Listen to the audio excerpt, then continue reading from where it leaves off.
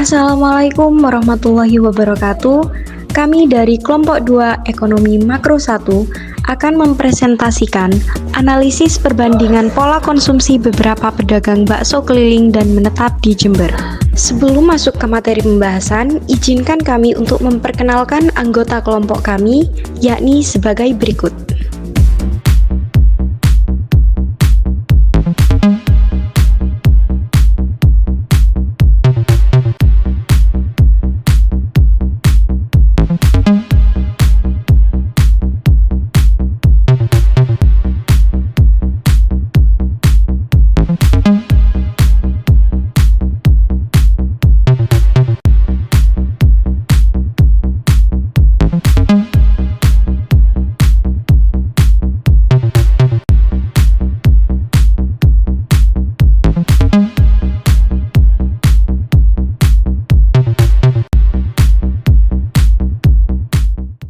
Manusia tentunya tidak akan lepas dari suatu kegiatan ekonomi. Salah satunya adalah konsumsi, di mana dalam kegiatan konsumsi, pendapatan memiliki pengaruh yang sangat penting.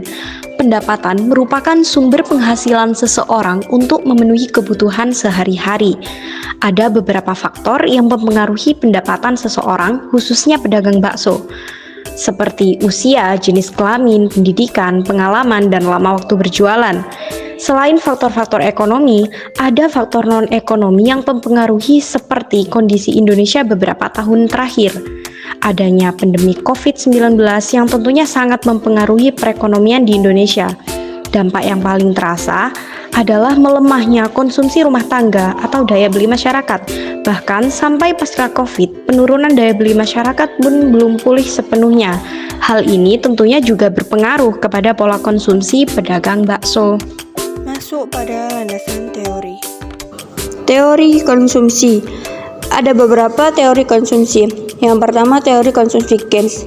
Pada teori ini, konsumsi masyarakat sangat dipengaruhi oleh pendapatan dan tabungan, tidak terlalu berpengaruh dalam perubahan pola konsumsi masyarakat terhadap barang dan jasa. Artinya, seseorang akan tetap melakukan konsumsi walaupun mereka tidak memiliki penghasilan. Yang kedua, teori konsumsi hipotesis siklus hidup atau life cycle hypothesis.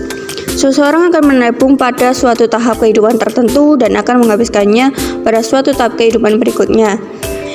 Nah, dapat dilihat pada grafik. Pada tahap pertama, seseorang akan melakukan saving karena mereka belum mampu untuk bekerja.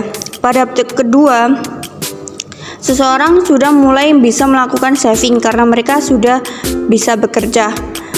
Selanjutnya, pada tahap ketiga, mereka kembali melakukan saving karena mereka sudah tidak mampu untuk bekerja. Nah, tabungan pada tahap kedua ini akan digunakan pada tahap ketiga. Selanjutnya adalah teori hipotesis pendapatan permanen. Milton Friedman menjelaskan bahwa pendapatan masyarakat dibedakan menjadi dua, yaitu pendapatan permanen dan pendapatan sementara. 1. Fungsi konsumsi jangka pendek. Adapun rumusnya C sama dengan K titik Y T-1. Yang kedua, fungsi konsumsi jangka panjang dengan rumus C sama dengan K titik Y T.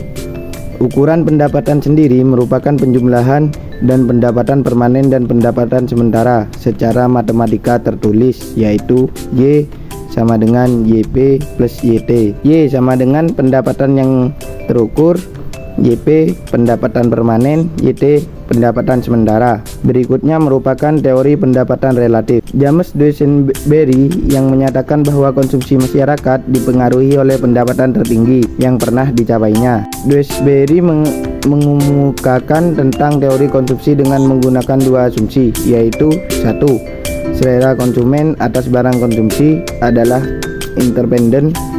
2. Pengeluaran konsumsi adalah irreversible. Adapun fungsi konsumsi digambarkan melalui kurva berikut. Di sini saya akan menjelaskan mengenai latar belakang para pedagang bakso yang telah kami wawancarai. Yang pertama, usia. Dapat kita lihat melalui grafik usia bahwa responden kebanyakan berumur 30-50 tahun. sedangkan hanya ada 4 responden yang berusia 20-30 tahun. Yang kedua, jenis kelamin. Dapat kita lihat dari grafik jenis kelamin, terdapat 36 pedagang bakso laki-laki dan 12 pedagang bakso perempuan. Karena kebanyakan dari responden yang telah kami wawancarai menjadikan bakso sebagai penghasilan utama, dan pedagang bakso perempuan biasanya berjualan hanya untuk membantu suami dalam menambah pendapatan. Yang ketiga, pendidikan. Dapat kita lihat dari grafik pendidikan bahwa lulusan SD menjadi yang tertinggi dengan jumlah 17 responden, sedangkan yang terendah yaitu lulusan D3 dan S1 yang mana hanya ada 1 responden. Yang keempat yaitu lama usaha yang dijalankan. Dapat kita lihat melalui grafik lama usaha bahwa kebanyakan responden telah berjualan lebih dari 10 tahun dan terdapat 3 responden yang berjualan kurang dari 5 tahun. Yang kelima yaitu jumlah tanggungan. Berdasarkan dari grafik jumlah tanggungan, diketahui bahwa responden didominasi oleh pedagang yang memiliki 2 tanggungan, yaitu sebanyak 19 responden. Dan yang paling sedikit yaitu responden yang tidak memiliki tanggungan keluarga dan yang memiliki 1 tanggungan saja, di mana masing-masing hanya ada 2 responden. Selanjutnya adalah perubahan pendapatan sebelum, saat, dan setelah pandemi COVID-19. Di sini ada grafik jumlah pendapatan sebelum, selama, dan sesudah COVID-19. Sebelum COVID terjadi, mayoritas para pedagang bakso memperoleh pendapatan yang cukup besar pada setiap bulannya. Saat COVID terjadi, di Indonesia pedagang bakso di Jember mengalami penurunan pendapatan karena faktor pandemi COVID-19. Kemudian setelah keadaan mulai membaik dan COVID mulai menurun, pendapatan para pedagang kembali mengalami peningkatan. Hal tersebut digambarkan pada grafik yang ada di samping ini. Selanjutnya adalah jenis penggunaan konsumsi pedagang bakso keliling dan menetap.